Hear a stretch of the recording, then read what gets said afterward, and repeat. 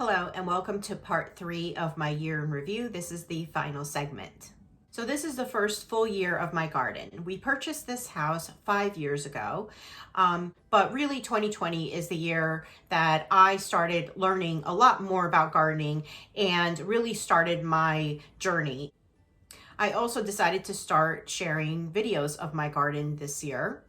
And I have gained 300 subscribers. So thank you to everyone who has watched, liked, commented, and supported me throughout this growing season. So the biggest issues I encountered, the first being the pandemic and lockdown. That prevented me from getting out and purchasing plants. So I didn't really get to expand how I wanted to. The other was deer and rabbits. And I need to spray a bit more to help with that issue. The other is insect pressure from aphids, beetles, as well as the cabbage worm moth. In trying to expand my knowledge, I purchased several gardening books. In one of the books, I found a saying that really resonated. There are no gardening mistakes, only experiments. And I do feel that that is very true.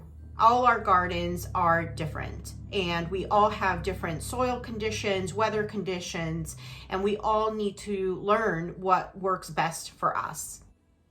For 2021, I want to add more perennials to my garden. I'm looking to add some flowering shrubs, some dark foliage, as well as some variegated foliage. I have also ordered some seeds, which I'll share in another video, and we'll be planning on trying out some winter sowing. I did do winter sowing earlier this year with some hit or miss because I used some very small containers, so the soil dried out too quickly. But I did have some successes even with those small containers. Some of the plants that I'm also looking to add to the garden is to make sure that they're deer and rabbit resistant, if at all possible, and to hopefully lower those pressures. I also plan on moving several plants to different beds. Certain plants are getting just too much sun and need to move to getting some afternoon shade.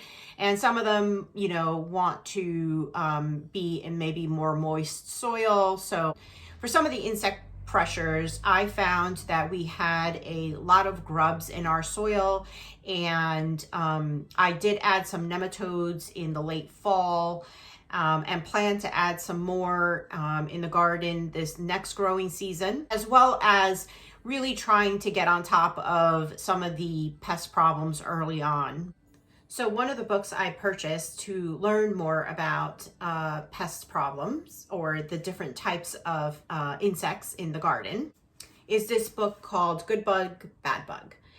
And I'm looking forward to looking through this and learning more about how to handle some of those problems in the garden, and with hopefully bringing in some more of the good bugs to help with that.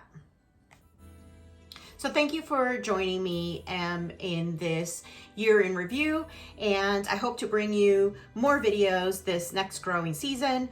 I will see you next time. Bye.